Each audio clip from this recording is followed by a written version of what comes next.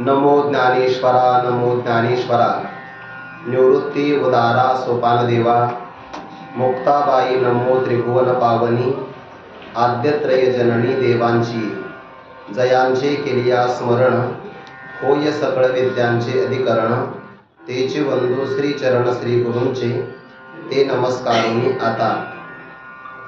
तद्बुद्धयस्तदात्मानस्तन्निष्ठास्तत्परायणाः गच्छन्त्य पुनरावृत्तिं ज्ञाननिर्धूतकल्मषाः। बुद्धी निश्चय आत्मज्ञान ब्रह्मरूप भावी आपणा आपण। ब्रह्मनिष्ठा राखे पूर्ण तत्परायण अहर्निशी। कैवल्य साम्राज्य चक्रवर्ती विश्वमौली ज्ञानोबाराय सकल ब्रह्मनिष्ठ गुरुजनांच्या परमकृपेने श्री भगवती ज्ञानेश्वरीच्या 5व्या अध्यायाचा विचार आपण करत आहोत। परब्रह्माचं असंगत्व, निर्विकारत्व आणि अलिप्तत्व प्रतिपादन केल्यानंतर तो महात्मा सुद्धा परब्रह्म स्वरूपाला प्राप्त झाल्यामुळे जसा ईश्वर संपूर्ण सृष्टीची निर्मिती करून सुद्धा तत्वतः काही करत नाही किंवा तो अकर्ताच आहे, आणि जो ईश्वर अकर्ता म्हणून प्रतिपादन केला त्या ईश्वराशी माझं नित्यसिद्ध ऐक्य आहे, असा ज्या महात्म्याला बोध प्राप्त झाला त्याच्या हातून घडणारी कर्मसुद्धा त्याला बंधनाला कारण ठरत नाही। परंतु अध्यारोपाच्या भाषेमध्ये या जगताची उत्पत्ती स्थिती आणि लय सांगत असताना ज्या असंग परब्रह्म चैतन्याला माया नावाची उपाधी लागली त्यालाच मायोपाधिक चैतन्याला ईश्वर असं म्हणतात। तत्वतः ईश्वराला आपल्या स्वरूपाचं कायमचं ज्ञान आहे, कारण माया नावाची उपाधी ईश्वराच्या स्वरूपभूत असणाऱ्या ज्ञानाला आच्छादित करत नाही। जसं जीवाची अविद्या उपाधी जीवाला चिदानंदादी स्वरूप ज्ञान रहितम करोती, याला समूह असं म्हणतात, परंतु माया उपाधी ईश्वराच्या स्वरूपाला कधी आच्छादित करत नाही। म्हणून ब्रह्मरूपाने असणारे ईश्वराचं ज्ञान हे कायम अबाधित ज्ञान आहे। परंतु अध्यारोपाच्या भाषेमध्ये ईश्वर जगताला निर्माण करतो, पालन करतो आणि प्रलय कालामध्ये संहार करतो। ज्ञानोबारा म्हणतात असं बोलणं हे अध्यारोपातलं आहे, आणि तत्वतः पाहिलं तर स्वरूपाच्या ठिकाणी उत्पत्ती नाही, स्थिती नाही, कोणत्याही प्रकारचं लय नाही। कारण परब्रह्म मुळामध्ये जे कार्य ना कारण ते कार्यही नाही किंवा कोणत्याही पदार्थाचं कारण सुद्धा नाही। कार्य आणि कारणाच्या विरहित असणारं किंवा जया दुजे ना एकपण आपण याचे जाण आपणची असं ते आपल्या स्वरूपामध्ये स्थित असणारं चैतन्य आहे। परंतु त्या चैतन्यावर जेव्हा कर्ता म्हणून उत्पत्ती स्थिती आणि लयाचा व्यवहार केला जातो, ज्ञानोबारा म्हणतात ही सगळी अज्ञानातली भाषा आहे, आणि ते अज्ञान जेव्हा आत्मस्वरूपाच्या ज्ञानाने पूर्णतया नाहीसं होतं तेव्हाच मग मज ईश्वराचं अकर्तृत्व प्रगट होतं। येथे ईश्वर एकच आहे, तोही पुन्हा अकर्ता आहे असं ज्या साधकाच्या अंतकरणाला मान्य होतं। आणि तत्वतः पाहिलं तर ईश्वराची आहे माया उपाधी, जीवाची आहे अविद्या उपाधी। दोन प्रकारच्या उपाधी जर बाजूला केला तर ईश्वराचं लक्ष ब्रह्मचैतन्य, जीवाचं असणारं लक्ष कुटस्थ चैतन्य यांच्यामध्ये अखंड ऐक्य आहे, म्हणजे कायमचं ऐक्य आहे। म्हणून ईश्वर एक अकर्ता ऐसे मानले जरी चित्ता, आणि तोच मी, तोच ईश्वर मी आहे म्हणजे उपाधी सहित आहे असा अर्थ नाही घ्यायचा बरं, कारण जीव कधीही ईश्वर होऊ शकत नाही। शास्त्रामध्ये ईश्वराचं जीवाला नित्य परोक्ष ज्ञान सांगितलेलं आहे, म्हणून जीव कितीही मोठा जरी झाला तरी तो ईश्वर होऊ शकत नाही। ईश्वराचं अधिष्ठान ब्रह्म होऊ शकतो। म्हणून तोची मी म्हणत असताना तो ईश्वर मायोपाधिक ईश्वर मी आहे असा अर्थ नाही घ्यायचा। मी म्हणजे जीव, त्या जीवभावाचा अविद्येचा परित्याग केला विचाराने। कुटस्थ चैतन्य असणारा मी आणि तो असणारा ब्रह्मचैतन्य ईश्वर भाव लक्ष स्वरूपाने तोच मी, हे तोच मी आहे। आणि हे आमचं ऐक्य स्वभावता आधीचे आहे, ते आमचं ऐक्य कायमचंच आहे, अनादिकालापासून आहे। ज्या कालामध्ये आपण रज्जूवर सर्प मानला होता, त्याही काळामध्ये रज्जूवर सर्प नव्हताच. म्हणजे भ्रमकालामध्ये सुद्धा भ्रमाचा अभावच होता की नाही. तसं ज्या कालामध्ये मी स्वतःला जीव समजत होतो, त्याही काळामध्ये जीव नव्हतोच. तुका म्हणे कैशी कीव, कोठे जीव निराळा. तुका म्हणे हा तो स्वयं परब्रह्म, तो कायमचा परब्रह्म स्वरूपच आहे. फक्त उपाधीमुळे, अविद्येच्या पडद्यामुळे ते त्याला वेगळं वाटलं होतं. तत्वता आमचं कायमचं ऐक्य ते स्वभावता आहे, स्वाभाविक ऐक्य आहे. जे कायमचं स्वभावता अखंड ऐक्य असतं ना, त्या ऐक्याला जर एखाद्या व्यक्तीला वाटत असेल भेद आहे, तर भेदाला कारण भ्रम असतो. आणि भ्रम निवृत्त झाला की ऐक्य करावं लागत नाही, ऐक्य कायमचं असतं.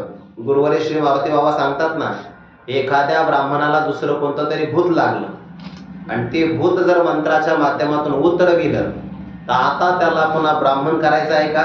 कारण का तो मूळचा ब्राह्मणच आहे. तसं जीव हा मूळचा परब्रह्म स्वरूपच आहे. फक्त अविद्या उपाधीमुळे स्वतःला वेगळं मानतो आणि ती उपाधी अज्ञानाची बाजूला जर झाली, तर तो ईश्वर आणि मी कायमचा एकच आहे. किंबहुना तो आणि मी आता हे दोन शब्द सुद्धा नाही. कारण तो आणि मी हे स्वानुभव समरसामध्ये कालून फक्त एक, त्याला केवल असं म्हणतात. एक म्हणणं सुद्धा दोनाच्या सापेक्ष आहे. दोना वाचून जे एक, त्याला म्हणतात केवल. आणि असा विवेकाचा विचार ज्याच्या अंतकरणामध्ये उदयाला आला, त्याच्या मनामध्ये कोणता भेद राहील? जीवेश्वराचा भेद राहत नाही. जीव जीवाचा, जीव जडाचा, जडा जडाचा आणि जड ईश्वराचा असा कोणताही भेद त्रैलोक्यात सुद्धा त्याला अनुभवाला येत नाही. ज्या निकषाने मी स्वतः मुक्त आहे, म्हणजे जेव्हा मी स्वतःला बद्ध समजत होतो त्याही काळामध्ये मी मुक्तच होतो, अशा आपल्या अखंड मुक्ततेनं तो संपूर्ण जगताला सुद्धा मुक्त म्हणूनच पाहतो. देखे आपुलिया प्रतिती जगचे मुक्त. ज्या व्यक्तीची स्वतःची दृष्टी बदलते ना, त्याची जगताच्या विषयीची दृष्टी सुद्धा बदलते. हे सगळं दृष्टीवर अवलंबून आहे. अध्यात्मामध्ये व्यक्तीची दृष्टी बदलते. परमार्थ हा विचाराचा आहे. याच्यामध्ये विचार बदलले की व्यक्तीचा अनुभव सुद्धा बदलतो. काल आपण उदाहरण पाहिलं, आपल्या डोळ्यावर जर हिरव्या रंगाचा चष्मा असेल तर वाळलेलं गवत सुद्धा आपल्याला हिरव्या रंगाचं दिसतं. तसं ज्याची ब्रह्मदृष्टी प्राप्त झाली त्याला संपूर्ण जगत हरीच या दासा, हरी दाही दिशा, भावे जैसा तैसा हरी एक. दुर्योधनाची दृष्टी आहे दुर्जनाची, कारण स्वतः दुर्जन आहे. त्याला असं म्हटलं, जगतामध्ये एखादा सज्जन शोधून आण बरं. तो सज्जन एक सुद्धा नाही, कारण स्वतः दुर्जन होता. आणि धर्मराजा सज्जन आहे. सज्जनाची दृष्टी असल्यामुळे त्यांना सांगितलं एखादा दुर्जन शोधून आणा. ते म्हणजे दुर्जन जगतामध्ये दुसरा कोणी नाही. वैकुंठवासी गुरुवारी गुले बाबा असं म्हणायचे की दुर्योधनाला बाकीचे लोक दुर्योधन म्हणायचे आणि धर्मराज सुयोधन म्हणायचे. त्याला म्हणतात दृष्टी बदलणं. त्याची स्वतःची ब्रह्मदृष्टी झाली किंवा जो स्वतः मुक्त झाला त्याच्यासाठी संपूर्ण जगत मुक्त आहे. देखे आपुलिया प्रतिती जगचे मुक्त. उदाहरण दिलंय, ज्याप्रमाणे पूर्व दिशेच्या मंदिरामध्ये सूर्य उदयाला आल्याबरोबर तेजाचा, प्रकाशाचा लखलखाट होतो, त्याला दिवाळी असं म्हणतात. पूर्व दिशेला म्हणे दिवाळी आली, इतर दिशेला अंधकार राहतो का? राहत नाही. पूर्व दिशेला दिवाळी आली, प्रकाशाचा उदय झाला की संपूर्ण दिशा त्याहीच काळामध्ये प्रकाशाने संपूर्ण होऊन जातात. की एरी ही दिशा तिची काळी, काळीमा नाही. ज्या महापुरुषाला आत्मस्वरूपाला आच्छादित करणारं अनादि काळाचं अज्ञान आत्मज्ञानाच्या द्वारे निवृत्त होतं, ते ज्ञान सूर्याप्रमाणे जसा सूर्य आपल्याला जगतातल्या पदार्थाला दाखवितो, तसं अहम ब्रह्मास्मी त्याकारक वृत्तीमध्ये प्रतिफलित झालेले विशेष चैतन्य यालाच ज्ञान असं म्हणतात. आणि ते ज्ञान सूर्याप्रमाणे असल्यामुळे जसा सूर्य प्रकाशनाच्या बाबतीमध्ये इतर साधनांची आवश्यकता ठेवत नाही किंवा जगताच्या सगळ्या पदार्थाला स्वतः प्रकाशित करतो, तसं वृत्तीमध्ये प्रगट झालेलं ज्ञान परब्रह्म तत्वाचं ज्ञान करून देण्यासाठी कोणत्याही साधनाची अपेक्षा ठेवत नाही. जसा सूर्य जगताला दाखवितो तसं हे अंतकरणातलं ज्ञान जगताचं अधिष्ठान असणारं ब्रह्मचैतन्य त्याला प्रकाशित करतं. आता हा उपचार आहे बरं. वृत्ती ज्ञान म्हणजे अहम ब्रह्मास्मी त्याकारक वृत्ती ज्ञान परब्रह्माला प्रकाशित करतं, तर परब्रह्म जड होईल की. याचा अर्थ असा घ्यायचा आहे, परब्रह्माला ते प्रकाशित करतं म्हणजे परब्रह्मावर आलेलं अज्ञान आवरण आहे ना, त्या आवरणाला दूर लोटतं. आणि आवरण दूर केलं, त्या वृत्तीने आवरण भंग केलं की फक्त उपचार केला जातो. म्हटलं जातं की वृत्तीने परब्रह्माला दाखविलं.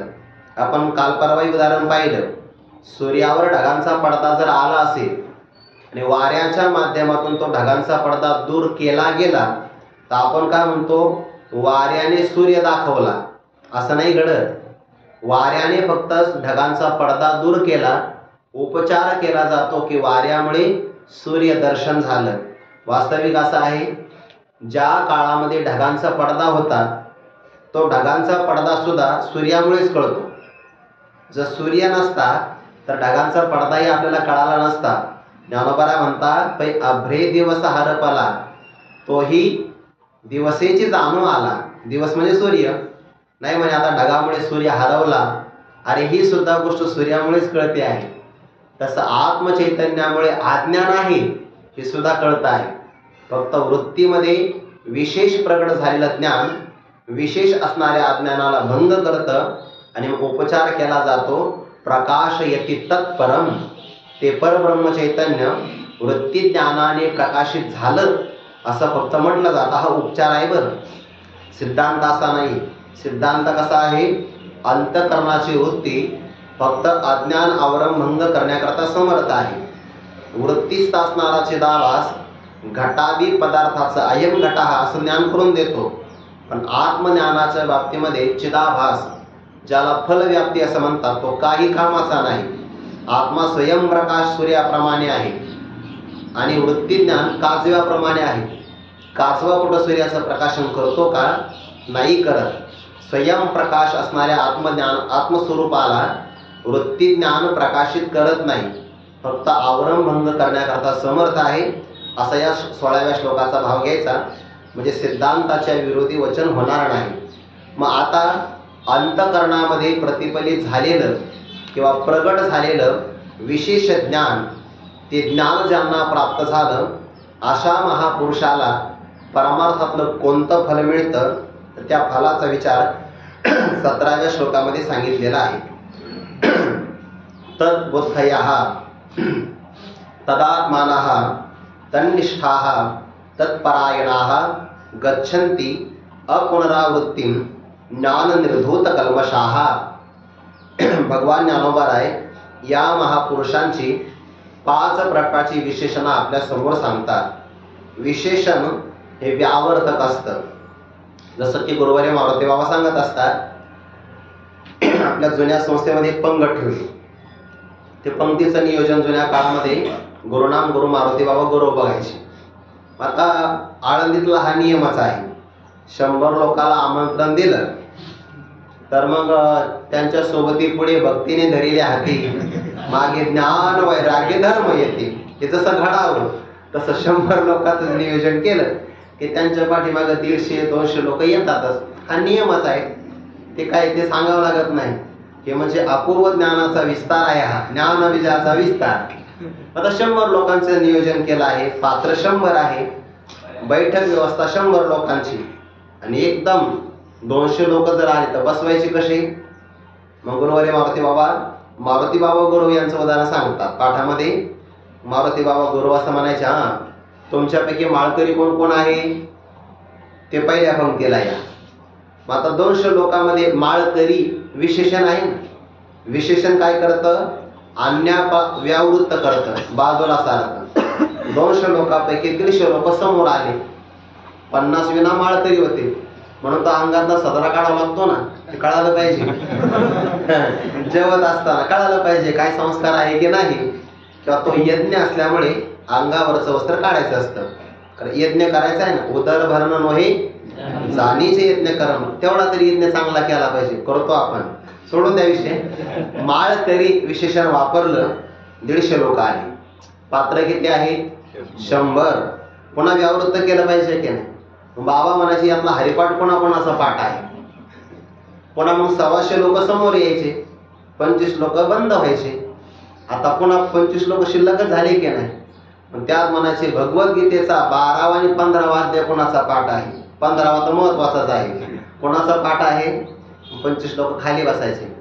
ज्याप्रमाणे माळकरी हरिपाठ 12वा 15वा अध्याय हे विशेषण आहे, हे जसं व्यावृत्त करतं, आज्ञापासून वेगळं करून दाखवतं, तसं अज्ञानी पुरुषापेक्षा ज्ञानी पुरुष हा महात्मा कसा वेगळा आहे, या श्लोकामध्ये 5 प्रकारचे विशेषण वापरले. कसे म्हणे? पहिल्यांदा तद्बुद्धयः, त्यांची बुद्धी. तत् हा सर्वनाम आहे, हे सर्वनाम आहे. आणि या तत्सर्वनामाचा संबंध घ्यायचा म्हटलं की आपल्याला उपनिषदातलं एक प्रमाण बघावं लागतं. उपनिषदामध्ये असं एक प्रमाण आहे, तत्सर्वनामाचा शोध घ्यायचा ना. यतो वा इमानी भूतानि जायन्ते येन जातानि जीवन्ति यत् प्रयन्ति विसंविशन्ति तत् विजिज्ञासस्व तत् ब्रह्मेति. असं उपनिषदामध्ये प्रमाण आलं आहे की त्या परब्रह्माला जाणून घ्यावं, त्यालाच तद्विजिज्ञासस्व, ज्याच्यापासून जगत निर्माण झालं, ज्याच्यावर राहतं, ज्याच्यामध्ये लयाला जातं, त्या तत्वाला जाणावं. म्हणून तिथं सर्व नामलं तद्विजिज्ञासस्व, आणि त्यालाच काय म्हणतात? ब्रह्म. म्हणून इथे तत्पदाने आपण ब्रह्म शब्दाचा अंतर्भाव करू शकतो. आणि त्या परब्रह्माला ज्यांच्या अंतकरणाची बुद्धिवृत्ती जाणते, म्हणून त्यांना म्हणतात तद्बुद्धयः. तद्बुद्धय शब्द 2 आहे बघा. एक आहे तद्बुद्धी, दुसरी आहे सद्बुद्धी. दोन्हीचा अर्थ एकच आहे. त्या परमात्म्याला जाणत असेल तर त्याला म्हणतात तद्बुद्धी. आणि परमात्मा सत्य स्वरूप आहे, त्या सत परमात्म्याला जाणत असेल तर त्या बुद्धीला म्हणतात सद्बुद्धी. दोन्हीचा अर्थ एकच आहे बरं. सतला विषय करते, कारण आपल्याकडे जाणण्याकरता समर्थ फक्त बुद्धी आहे. ती बुद्धी सत स्वरूप परमात्म्याला विषय करत असेल तर म्हणायचं सद्बुद्धी. किंवा तो परमात्मा आहे अशी बुद्धी म्हणत असेल तर त्याला म्हणतात तद्बुद्धयः. पण याच्यामध्ये सुद्धा असं आहे, त्या परमात्म्याला जाणते बुद्धी, तर परमात्मा परोक्ष झाला की नाही? मग भेद राहिला. जाणणारा मी, जाणलं जाणारा तत्व. मग दुसरा शब्द वापरला तदात्मानः. त्या परमात्म्याला जे आपला स्वतःचा आत्मा मानतात. म्हणजे अगोदर आहे परब्रह्म तत्व, नंतर ते परब्रह्म मीच आहे, याला म्हणतात तदात्मानः. त्या परब्रह्मालाच आपला आत्मा मानणं किंवा आपल्या आत्म्याला परब्रह्म रूपाने मानणं. या सगळ्या श्लोकामध्ये तत् सर्वनाम आला आहे, त्याचा अर्थ घ्यायचा ब्रह्म. ब्रह्मस्वरूपाला जाणते अशी बुद्धी ज्याला प्राप्त, त्याला म्हणतात तद्बुद्धयः. त्याच परब्रह्माला भेदरूपाने न पाहता आत्मरूपाने पाहते तदात्मानः. याच असणाऱ्या चिंतनामध्ये कायम ज्यांची स्थिती आहे त्याला म्हणतात तन्निष्ठाः. कारण एखादा व्यक्ती ज्ञानचिंतन करतो, पण जर कर्म नावाच्या साधनावर त्याचा अत्यधिक भर असेल तो ज्ञानामध्ये कायमचा राहू शकत नाही. म्हणून तत्निष्ठा. निष्ठा म्हणजे नितराम स्थिती, जे कर्म नावाच्या कोणत्याही साधनाकडे न जाता कायम आपल्या चिंतनात राहतात आत्मस्वरूपाच्या, तन्निष्ठाः. एखादा व्यक्ती कर्म साधन नाही करतो, पण त्याला कर्माचं फल महत्वाचं वाटतं. आयन म्हणजे राहण्याचं ठिकाण आणि पर म्हणजे श्रेष्ठ. एखाद्या व्यक्तीला कर्माचं फल श्रेष्ठ वाटतं, ज्ञानाचं वाटत नाही. ते व्यावृत्त करण्यासाठी तत्परायणाः. पर म्हणजे श्रेष्ठ, याच्या पलीकडे आता कोणतंही साध्य नाही, म्हणून त्यांना म्हणतात तत्परायणाः. 4 विशेषण वापरले बरं. ज्यांची बुद्धी परमात्म्याला जाणते तद्बुद्धयः. ते परमात्म्याला आपलं स्वरूप मानतात तदात्मानः. कायमच परमात्मा चिंतनात राहतात तन्निष्ठाः. आणि परमात्म्या वाचून जगतामध्ये श्रेष्ठ साध्य कोणतंच नाही, तत्परायणाः. असे 4 विशेषण पूर्वपदामध्ये वापरले. ज्ञानोबाने बरोबर याच्याकरता एक ओवी समोर दिलेली आहे. ज्ञान निर्धूत कल्मषाः. ज्यांनी पवित्र नहि ज्ञानेन सदृशम पवित्रमिह विद्यते, अशा पवित्र ज्ञानाच्या द्वारे कल्मषाः, सर्व प्रकारचे कल्मष दोष धुवून टाकलेले आहे. विशेष प्रकारे धुवून टाकले. सगळ्यात मोठा मल कोणता असेल? आत्मदर्शनी आढळ असे अविद्येचा जो मळ, तो शास्त्रनाशीर निर्मळ मी प्रकाशे स्वये, किंवा मल, विक्षेप आणि आवरण हे सगळे प्रकारचे कल्मष आहेत. आणि हेच कल्मष मनुष्याच्या जन्माला कारण आहे. ज्याने ब्रह्मज्ञानाच्या द्वारे या सगळ्या कल्मषाला धुवून टाकलं, जो अत्यंत शुद्ध झाला, भगवान ज्ञानोबा म्हणतात किंवा परमात्मा म्हणतात, अपुनरावृत्तीम गच्छन्ति, ते अपुनरावृत्तीला जातात. म्हणजे काय? ज्या स्वरूपाला प्राप्त झाल्यानंतर पुन्हा देहाला यावं लागत नाही, ज्याला जन्माभावरूप मोक्ष म्हणतात किंवा विदेह कैवल्य असं म्हणतात, अशा स्वरूपाला ते प्राप्त होतात. आता वर्तमान काळामध्ये त्यांना देह प्राप्त आहे, पण हा देह एकदा पडला, तो का म्हणे एका मरणेची सरे, एकदा हे मरण संपलं की नस पुनरावर्तते, नस पुनरावर्तते किंवा यद्गत्वा न निवर्तन्ते. हा श्लोक, हा भाव गीतेमध्ये चौथ्यांदा आलाय बघा, किंवा अनेक वेळा आला असेल, पण आपल्याला स्पष्ट चौथ्यांदा आहे. कुठे कुठे आहे? मामुपेत्य तो कोणते पुनर्जन्म न विद्यते, 8व्या अध्यायामध्ये. यम प्राप्य न निवर्तन्ते तद्धाम परमं मम, 8व्या अध्यायामध्ये. यद्गत्वा न निवर्तन्ते तद्धाम परमं मम, 15व्या अध्यायामध्ये. आणि आता इथं आलाय गच्छन्ति अपुनरावृत्ती, दुसऱ्या अध्यायामध्ये पण हा श्लोक आलाय बघा. तिथं असं म्हटलं आहे की यदा ते कर्मजं बुद्धियुक्ताहि फलं त्यक्त्वा मनीषिणः जन्मबंध निर्मुक्ताः पदं गच्छन्ति अनामयम्. सगळीकडे एक श्लोक आलाय. ज्या स्वरूपाला प्राप्त झालं की पुन्हा यावं लागत नाही संसाराला. ही स्वरूप स्थिती जर पाहिली तर सुषुप्ती अवस्था आणि मोक्ष थोडाफार सारखाच आहे. फक्त असं आहे की झोपेत जीवात्मा गेला की प्रारब्ध संपलं की पुन्हा जागा व्हावं लागतं त्याच देहामध्ये. आणि मोक्षाचा जर विचार केला, एकदा गेला स्वरूपामध्ये परत तो माघारी येतच नाही. त्याचे प्राण लोकांतराला जात नाही. समजण्याकरता तुलना केली बरं, नाहीतर मोक्ष आणि सुषुप्ती याच्यामध्ये तुलना होऊ शकत नाही. समजण्याकरता फक्त सांगितलं आहे. यावर आता ज्ञानोबांचं स्पष्टीकरण या 17व्या श्लोकाच्या पूर्व पदामध्ये जी 4 पद आहे, तीच पद ज्ञानोबांनी बरोबर एका ओळीमध्ये गुंफलेली आहे बघा. बुद्धी निश्चय आत्मज्ञान, ब्रह्मरूप भावी आपण आपण, ब्रह्मनिष्ठा राखे पूर्ण तत्परायण अहर्निशी. बुद्धी निश्चये आत्मज्ञान तद्बुद्धयः, ब्रह्मरूप भावी आपण आपण तदात्मानः, ब्रह्मनिष्ठा राखे पूर्ण तन्निष्ठाः, आणि तत्परायणाः तत्परायण अहर्निशी. आलं की नाही? संस्कृत आणि मराठी सारखंच आहे. ज्ञानोबांची ती बुद्धिमत्ता आहे, कौशल्य आहे किंवा चातुर्य आहे. ज्ञानोबांनी ठरवलं जर असतं ना, बरोबर एका श्लोकाला एक ओवी दिली असते. पण त्या आपल्यावर दया आहे त्यांची, की ते आपल्याला कळालं नसतं म्हणून एका श्लोकावर एक ओवी न देत. नाही तर बरेच श्लोक असे आहेत. पाठीमागे पण आपण एक श्लोक पाहिला होता, तिथं पूर्व पदासाठी एक ओवी आणि उत्तर पदासाठी दुसरी ओवी. 2 श्लोकामध्ये चिंतन केलं की नाही? युक्त कर्मफलम त्यक्त्वा शांतिमाप्नोति नैष्ठिकीम, हा एक श्लोक आला होता बघा. त्याच्या अगोदर संन्यासस्तु महाबाहु 6वा श्लोक आणि 12वा श्लोक, या दोन्ही श्लोकावर 2-2 ओव्या आहेत. आणि दोन्ही ओव्या पूर्वार्ध आणि उत्तरार्ध स्पष्टीकरण करणार आहे. ज्ञानोबांची कौशल्य हातवटी आहे, पण आपल्यावर त्यांची दया आहे की त्यांनी एवढा व्यापक विशाल ग्रंथ, अनेक प्रकारचा दृष्टांत उपपत्ती देऊन आपल्या बुद्धीवर आवड करण्याचा प्रयत्न केला. ज्याप्रमाणे वात्सल्य संपन्न असणारी माता आपल्या बालकाला जेवू घालण्यासाठी तिच्या हातात मावेल एवढा एक घास आणि मुलाला सहज पचेल अशी एका घासाची 20 घास करते, त्याप्रमाणे ही माऊलींची हातवटी आहे. पण बाळ जे जीव विजयी, आता साधक म्हणजे माऊलीचे बालकच आहे की नाही? कारण ज्ञानोबा साधकांचा मायबाप आहे. ते जर मायबाप असते तर साधक कोण आहे? बालकच आहे. त्या बालकाला जेवू घालण्याकरता 9000 ओव्यातून एवढे मोठे घास ज्ञानोबांनी तयार केले आहे. पण ज्या व्यक्तीला हे घास सेवन करावेसे वाटत असेल तर तो खऱ्या अर्थाने श्रीमंत बालक आहे. श्रीमंत त्याला एवढे मोठं व्यक्ती किती श्रीमंत जरी झाला, किती किती भोग खाईल बरं? आपल्याला फक्त 56 भोगच माहिती, त्याच्या पलीकडे आपली मजल नाही, उडी नाही. आणि खरं तर असे 56 भोग एका काळामध्ये खाऊ शकत नाही व्यक्ती, कारण त्यातले बरेच पदार्थ विरुद्ध असतात. आम्ही एका ठिकाणी जेवायला गेलो होतो, 56 भोग त्यांनी केले होते, आणि खायचं काय?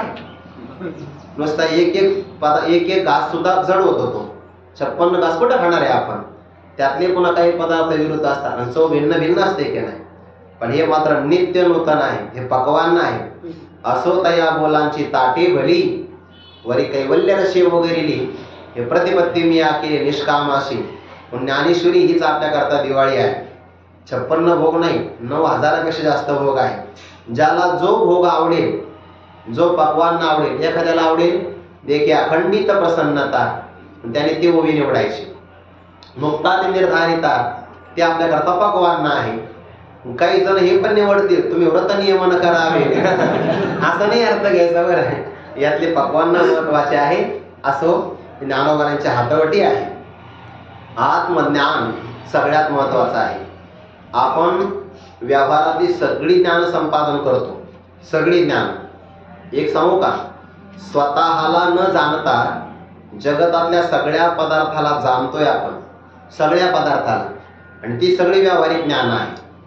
आणि व्यावहारिक ज्ञानामध्ये माणसं म्हणतात सुद्धा हे खूप ज्ञानी बरं. का? जगातल्या सगळ्या घडामोडी यांच्या पाठ आहे. कोणत्या जगाचं क्षेत्रफळ किती, त्याची राजधानी किती, तिथली भाषा कोणती, लोकसंख्या किती, सगळं यांना माहिती. लोक म्हणतात हे फार ज्ञानी आहे. त्यांना विचारलं नेमके तुम्ही कोण आहात? परिचय देतात देहाचा, मी हा आहे. हा जर आपला देहाचा परिचय असेल, जन्माच्या अगोदर होता का? नव्हता. मृत्यूनंतर राहणार आहे का? नाही. मधल्या काळात असेल तर खोटा परिचय आहे. जे 2 काळात नसतं, एका काळात असतं, ते नसल्यासारखंच असतं. जसं मृगजड आहे, सूर्योदयाच्या पूर्वी नाही, सूर्यास्तानंतरही नाही, फक्त मधल्या काळात 12 वाजता आहे, तर ते खोटं आहे. तसं जन्मानंतर आणि मृत्यूपर्यंत असलेला आपला परिचय हा आपला भ्रमातला परिचय आहे. बाकी सगळं जाणलं आणि फक्त स्वतःला नाही जाणलं तर शून्य आहे, शून्य. एखाद्या व्यक्ती ते मोराच्या अंगावर सगळे पिस असतात, डोळस, पण जर त्याला एक दृष्टी नसेल तर ते व्यर्थ आहे. याच्या उलट एखाद्या व्यक्तीकडे परमाणूच्या आकाराचं संजीवनी मूळ आहे आणि गाडाभर वनस्पती अजिबात जवळ नाही, तरी सफलता आहे. जसं आत्मज्ञान एक असेल आणि बाकीचं त्याला व्यवहारातलं काहीच नाही कळालं, तरी जीवनाची सफलता आहे. म्हणून या जीवनात आलं की पहिल्यांदा स्वतःला जाणावं. मी कोण आहे मी कोण करावा विचार, म्हणजे ज्ञानेश्वर निवृत्तीचा. आणि म्हणून तर शास्त्रामध्ये विचार 3 प्रकारचे सांगितले. कोहम, मी नेमका कोण आहे. जगत आल्यानंतर जाणावं. कथमिदं जातम, या जगताचा करता कोण आहे. को वै करता असे विद्यते, उपादानम किमस्तिह, विचारम स्वयमिदृशः, हा विचार आहे. प्रारंभ आहे मी कोण, जगत कोण, जगताचा करता कोण, जगताचं कारण काय, असा विचाराला प्रारंभ होतो. विचारातूनच ज्ञान प्राप्त होतं. जगताचं ज्ञान व्यवहारातलं ज्ञान आहे आणि स्वतःला जाणायचं असेल तर त्याला आत्मज्ञान असं म्हणतात. मग आत्मज्ञानाकरता स्वबुद्धी उपयोगाची नाही.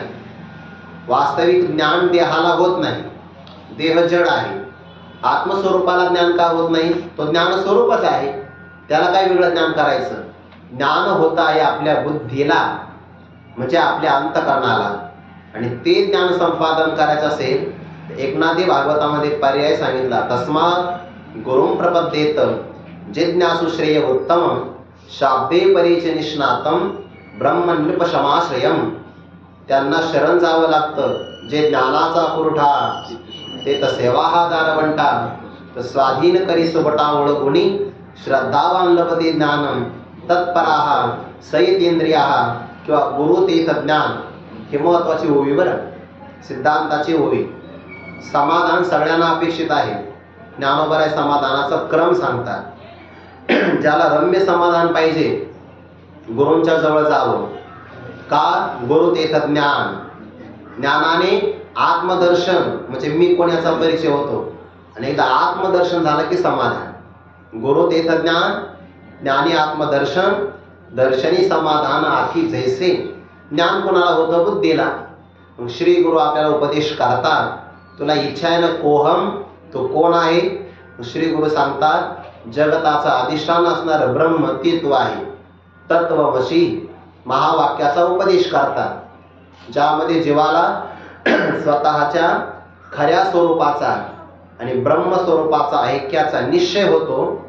त्यांनी महावाक्याचा उपदेश केल्याबरोबर आपल्या अंतःकरणाची निश्चयात्मिका वृत्ती, त्याला म्हणतात बुद्धी, आणि त्या बुद्धीचा एकदा निश्चय व्हावा लागतो. बरं, निश्चय झाला की त्यात ज्ञान आहे.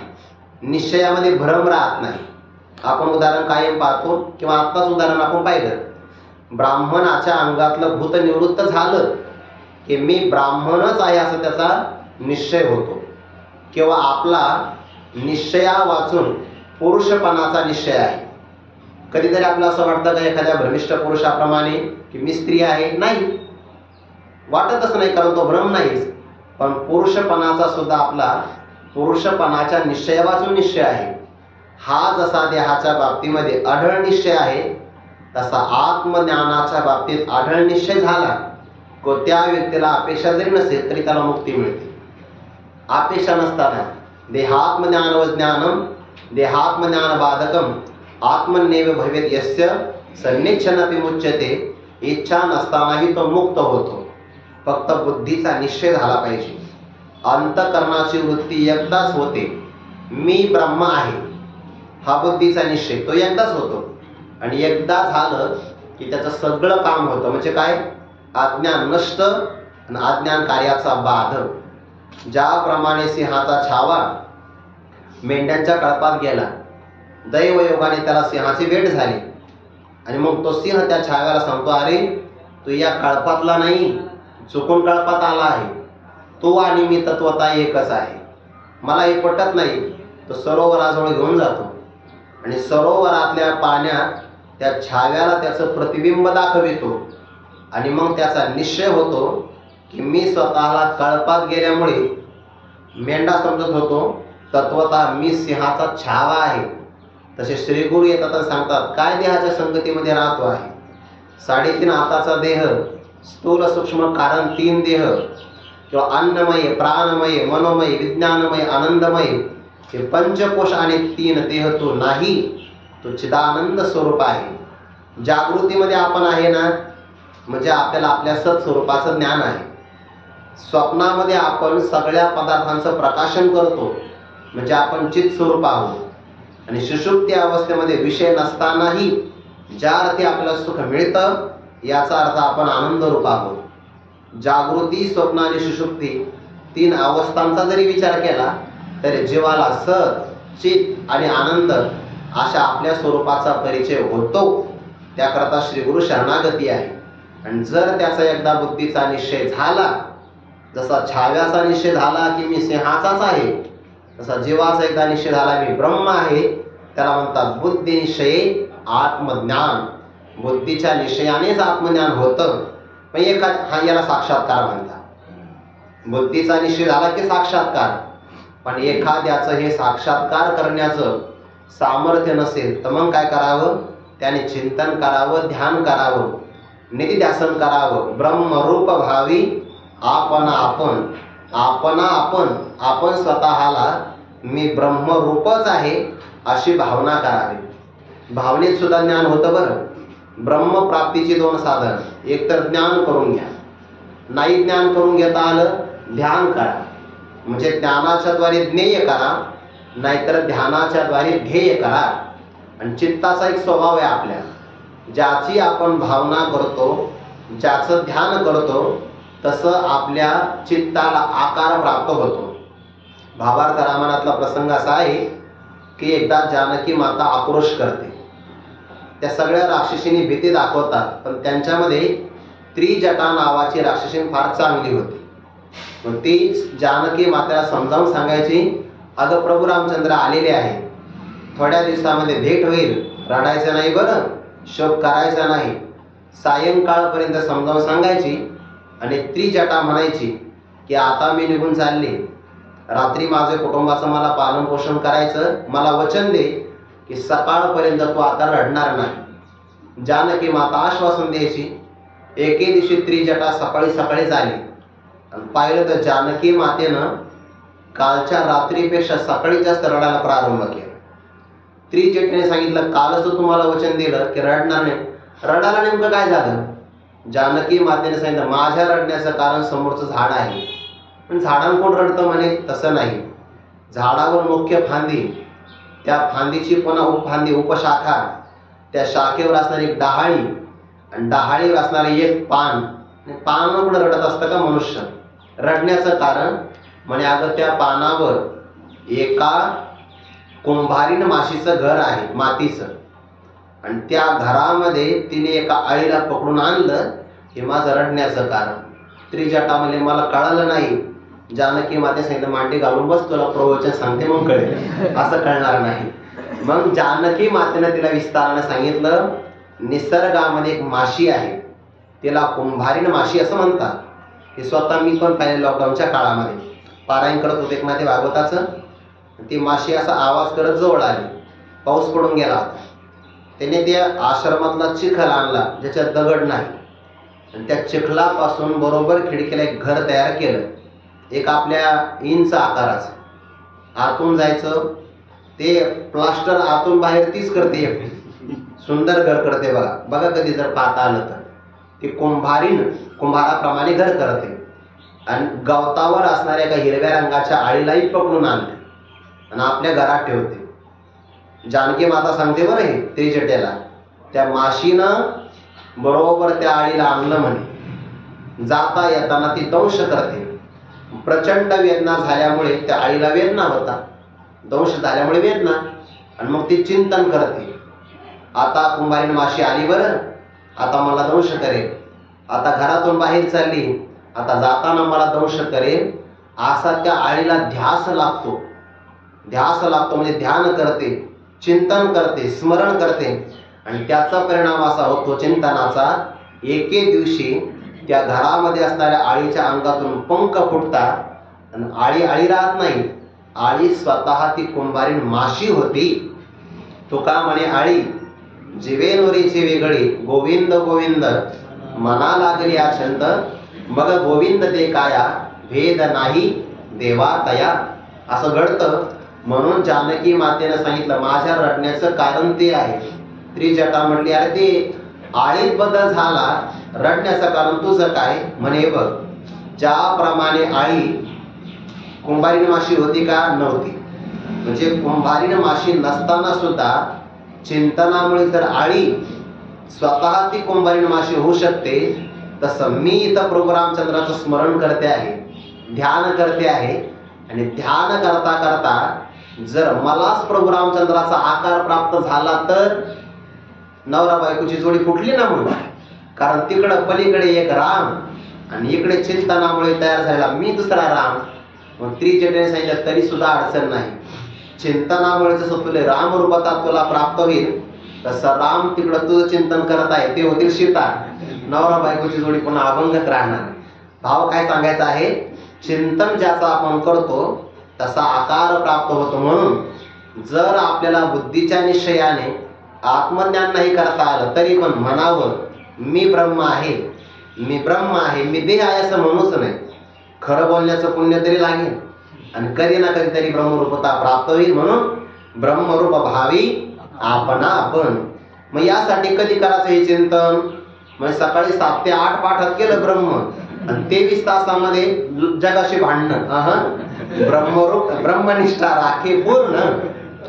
निष्ठा म्हणजे नितराम स्थिती. 23 काळामध्ये सगळ्यात महत्वाचं आहे. आपण 2 तासात काय बोलतो कीर्तनात आणि 1 तास प्रवचनात काय सांगतो याला जास्त महत्व नाही. प्रवचन विरहित आणि कीर्तन विरहित आपलं काय साधन आहे याला जास्त महत्व आहे.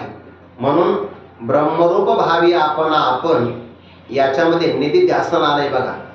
अनात्माकार वृत्तीचा परित्याग करायचा, आत्माकार वृत्ती ठेवायची, निधिध्यासन आलं. बुद्धिनिश्चय आत्मज्ञान याच्यामध्ये साक्षात्कार आलेला आहे. एकाच पदामध्ये साक्षात्कार. नाही जमलं निधिध्यासनकार अनात्माकार वृत्तीचा परित्याग, विपरीत भावना नष्ट होते निधिध्यासनामुळे। ब्रह्मरूप भावी आपण या ध्यानामध्ये अंतराई चालत नाही। सतो दीर्घकाल नैरंतर्य सत्कारा सेवितो दृढभूमी, वारंवार करावं लागतं। आसुप्ते रामृते कालम नयत वेदांत चिंतया, ब्रह्मनिष्ठा राखे पूर्ण, मी ब्रह्मच आहे अशी आपल्या अंतकरणाची चित्तवृत्ती, निष्ठा, नितराम स्थिती, अखंड स्थिती, त्याला म्हणतात निष्ठा। निष्ठा कुठं ठेवायची? ब्रह्मस्वरूपामध्ये, म्हणून त्यांना म्हणतात ब्रह्मनिष्ठा। अंतकरणाची वृत्ती कायम ब्रह्मस्वरूपामध्ये निमग्न होत असेल तर ती ब्रह्मनिष्ठा आहे, आणि ज्याची झाली तो ब्रह्मनिष्ठा आहे। ब्रह्मनिष्ठा राखे, राखे म्हणजे ठेवणं, कायमची पूर्ण ब्रह्मनिष्ठा ठेवायची। आणि ती ब्रह्मनिष्ठा कशी ठेवायची? याकरता श्रवण करायचं, यासाठी मनन करायचं। श्रवणामध्ये उपक्रम, उपसंहार यांची एकवाक्यता, तात्पर्य काढायचं, त्याला म्हणतात श्रवण। आणि मननामध्ये जीव ब्रह्माच्या भेदाला बाधक युक्ती, आणि जीव ब्रह्माच्या अभेदाला साधक युक्ती, असं यौक्तिक श्रवण आणि मनन केलं की त्याच्यातून ब्रह्मनिष्ठा तयार होते। ब्रह्मनिष्ठा राखे पूर्ण, आणि आपल्या जीवनामध्ये आत्मज्ञान, ब्रह्मरूपाची भावना, ब्रह्मनिष्ठा राखणं हे सर्वात मोठं साधन आहे, हे सगळ्यात मोठं साध्य आहे। तत्परायण अहर्निशी, दिवस रात्र हेच आपलं अयन म्हणजे ठिकाण, पर म्हणजे श्रेष्ठ, परम ठिकाण आहे। चिंतन किंवा ध्यान, त्यालाच आपण ज्ञान असं म्हणतो। ज्ञान बुद्धीचा विषय, ध्यान चित्ताचा, चिंतनाचा। यामध्ये तत्परायण अहर्निशी हे रात्रंदिवस करावं लागतं, याच्यामध्ये अंतराय घडता कामा नये। तत्परायण अहर्निशी बरोबर एका पूर्वार्धाच्या पदावर ज्ञानोबांची एकच उई आहे, ब्रह्मनिष्ठा ठेवायची आहे, त्यासाठी रात्रंदिवस चिंतन करायचं आहे। रात्रंदिवस ते बहुतेक रमण महर्षी यांचं उदाहरण सांगतात, गोरे डॉक्टर बाबू उदाहरण सांगत असतात की ते निधिध्यासन करायचे, कायम निधिध्यासन। मी ब्रह्म आहे, त्यांना कोणताही प्रश्न कोणी विचारला की ते तुला प्रश्न पडला का, मी तुला उत्तर देतो, तू विचार कर, हु एम आय, मी कोण आहे, तुला कळेल की तो कोण आहे, असं ते चिंता सांगायची। तर निधिध्यासन करताना त्यांच्या डोळ्यामध्ये चिलट जायचे, त्या चिलटामुळे जखमा व्हायच्या डोळ्यामध्ये, पण त्याचं निधिध्यासन सुटलं नाही। तत्परायण अहर्निशी ऐसे व्यापक ज्ञान भले, जयांची हृदया किंवसिता आली, तयांची समता दृष्टी बोले विशेष काही। ज्ञानोबा म्हणतात बुद्धीचा निश्चय झाला की आत्मज्ञान प्राप्त, त्यासाठी ब्रह्मरूपाची भावना, ब्रह्मनिष्ठा पूर्ण ठेवायची, आणि रात्रंदिवस हे साधन करायचं। आसुप्ते रामृते कालम, कोटपासून जाग झाल्यापासून झोपी जाईपर्यंत, आणि कळायला लागल्यापासून मरेपर्यंत, याला म्हणतात तत्परायण अहर्निशी। दिन रजनी हाची धंदा, गोविंदाचे पवाडे, म्हणून तत्परायण अहर्निशी रात्रंदिवस ही साधना करायची। व्यापक परमात्म्याला विषय करतं, या ज्ञानाला व्यापक ज्ञान म्हणतात। आणि संसाराची निवृत्ती करतं, म्हणून त्याला भले उत्तम असं म्हणतात। दोन शब्द आले ना, ऐसे व्यापक ज्ञान आणि ऐसे भले ज्ञान, दोन विशेषण आले बघा। व्यापक असणाऱ्या परब्रह्माला जाणतं, ज्ञान करून देतं, म्हणून ज्ञान सुद्धा व्यापक आहे। आपल्या अंतःकरणात प्रगट झाले ज्ञान व्यापक आहे, आणि अनादी कालापासून संसाराचा बंध पाठीमागा लागला, एका क्षणात त्याला नष्ट करतं, म्हणून भले आहे। ऐकण्याकरता सुलभ आहे, त्याचा मनाचा मारू न करिता आणि इंद्रिया दुःख न देता, इथं मोक्षाचे ऐता श्रवणाचे माझी, म्हणून हे ज्ञान भले आहे, चांगलं आहे। आणि एवढं व्यापक ज्ञान किंवा व्यापक असणारं ब्रह्मज्ञान हे स्वतः जयांची हृदया किंवसिता आले, किंवा या पूर्वपदामध्ये व्यापक ज्ञान भले, याच्या कारण स्वरूपभूत ज्ञान एक आहे आणि एक वृत्ती ज्ञान आहे। अंतःकरणातल्या ज्ञानाला वृत्ती ज्ञान म्हणतात, आणि परब्रह्माला स्वरूपभूत ज्ञान असं म्हणतात। व्यापक ज्ञान शब्दाने स्वरूपभूत ज्ञान घेतलं तर तेच असणारं ज्ञानरूप ब्रह्मचैतन्य विशेष भावाने प्रगट व्हावं याकरिता योग्य अंतःकरणाची वाट पाहत असतं. जयाची या हृदयात व्यवसित आले ते व्यापक ज्ञान ज्या उत्तम अधिकाऱ्याच्या हृदयाला अंतःकरणाला स्वतः शोधित आलं. काय अधिकार असेल? ज्ञान प्राप्तीसाठी तो नाही कुठे गेला, ते व्यापक ज्ञान त्याच्या हृदयाला शोधित आलं की मला राहण्याकरता हे योग्य ठिकाण आहे. आता याच्या हृदयामध्ये मी विशेष भावाला प्राप्त होऊ शकतो. सामान्य ज्ञान त्याला ब्रह्म म्हणतात, ब्रह्म. विशेष ज्ञान प्रकट झालं की त्याला अपरोक्ष ज्ञान म्हणतात. जयाचे हृदया व्यवसित आले तयांची समता दृष्टी बोले विशेष काही. ज्ञानोबा म्हणतात ज्याला हे ज्ञान प्राप्त झालं व्यापक, ते व्यापक परब्रह्म सम आहे. ज्याला ते प्राप्त होतं तो सुद्धा समभावाला प्राप्त होतो. अशा महापुरुषाची समदृष्टी बोले विशेष काही. शब्दाने विशेष काय वर्णन करून सांगावी, कारण ती शब्दाचा आता विषयच नाहीये.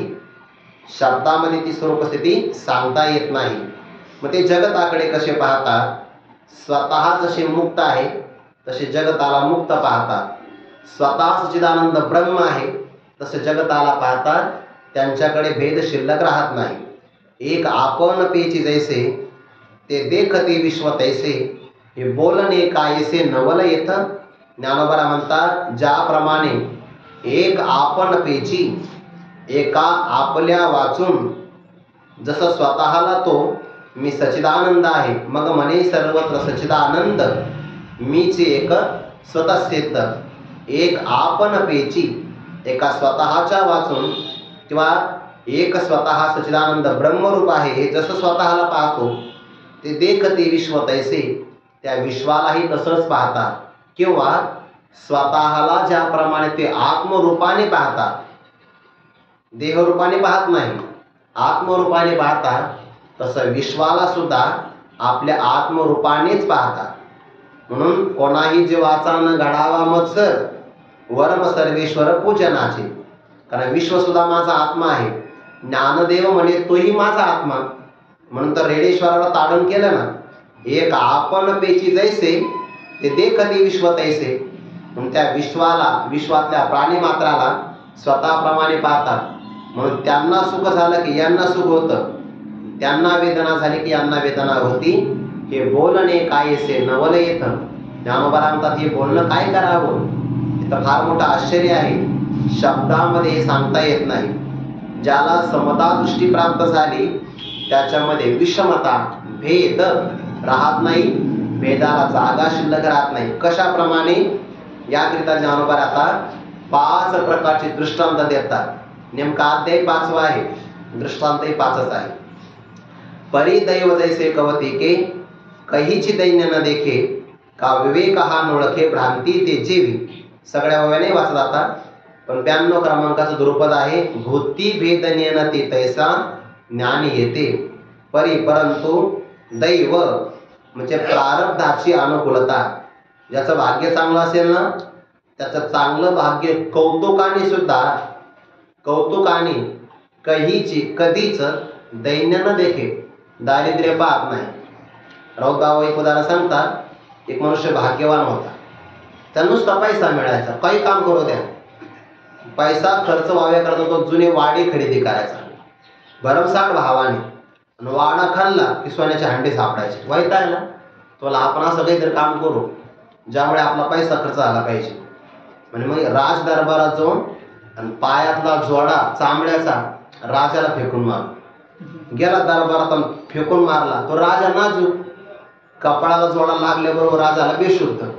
सैनिकांनी त्याला पकडलं, राजा शुद्धीवर आला. म्हणजे राजेसाहेब काय शिक्षा करायची? राजा म्हणजे माझं मुकुट कुठे? ते मुकुट खाली पडला होता आणि त्या मुकुटातून काळ्या रंगाचं एक सापाचं पिल्लू बाहेर पडलं. राजा म्हणजे वा वा काय उपकार यायचे, माझ्या मुकुटामध्ये काळ्या रंगाचा नाग जाऊन बसला, तो मला चावला असता, पण या भल्या माणसाला सांगण्याकरता विलंब लागला असते. जोडा फेकून मारला तर मुकुट बाजूला पडला, मी वाचलो, बक्षीस द्या त्याला. दैव जैसे कवतिके कहीची दैन्य न देखे. प्रारब्ध अनुकूल असेल तर दारिद्र्य ते कधीच पाहत नाही. का विवेक हा नोळखे भ्रांती ते जेवी, किंवा चांगला विवेक प्राप्त झाला तर तो भ्रमाला कधीही ओळखत नाही. रज्जू रूपाने कळाला, सर्प कधी तो पाहत नाही. विवेक हा नोळखे भ्रांती ते जेवी. दैवाला दारिद्र्य माहिती नाही, विवेकाला भ्रांती माहिती नाही. ना तरी अंधकाराची वाणी. वाणी म्हणजे उदाहरण, नमुना, एखादा प्रकार. जैसा सूर्य न देखे स्वप्नी, सूर्य स्वप्नात सुद्धा अंधकाराचा. आपण म्हणतो व्यवहारामध्ये, ते आंबे विकत घ्यायला गेले माणसं, ओ थोडीशी एखादी कापून द्यावर पोट, थोडं चौकशी पाहतात की नाही लोक. किंवा मिठाईच्या दुकानात गेला तर अर्धा पेढा खातो, दुकानदाराला चव नाही कळली एक द्या, असं प्रत्येक दुकानात जातो, 10-15 पेढे असेच खाऊन येतो. तसा सूर्य अंधकाराचा प्रकार कसा आहे, स्वप्नात सुद्धा पाहत नाही. अमृत नायिके काली मृत्यू कथा. मृत्यूची वार्ता कशी असते हे अमृत कानाने सुद्धा ऐकत नाही, कारण ते अमरपणा प्राप्त करून देतं. हे असो, उदाहरण राहू द्या सगळे आता. हे असो संताप कैसा, चंद्र न स्मरे जैसा. संताप कसा असतो, चंद्र ज्याप्रमाणे त्याचं स्मरणही ठेवत नाही. सिद्धांत काय सांगायचा, दैव दारिद्र्य पाहत नाही, विवेक भ्रांती ओळखत नाही, अंधकार सूर्याला माहिती नाही, मृत्यू कथा अमृताला कळत नाही, संताप ज्याप्रमाणे चंद्राला माहिती नाही, तसं प्राणी मात्रांच्या ठिकाणी भेद कसा असतो महात्म्याला माहिती नाही. भोती भेद नेनती तैसा ज्ञानी येते. भूतांच्या ठिकाणी भेद जाणत नाही, ज्ञानी येते, ते ज्ञानी आहे. दोन अर्थ होते ना. भूतांच्या ठिकाणी भेद पाहत नाही ते ज्ञानी आहे, किंवा जे ज्ञानी असतात ते प्राणी मात्रांच्या ठिकाणी भेद पाहत नाही. कसा पाहत नाही पुढच्या श्लोकामध्ये सांगतील. चिंतन आपण उद्या पाहू. कुंडली कवरदारी विठ्ठल श्री ज्ञानदेव तुकाराम. मौली ज्ञानेश्वर महाराज की जय. जगद्गुरु तुकाराम महाराज की जय. सद्गुरु जोग महाराज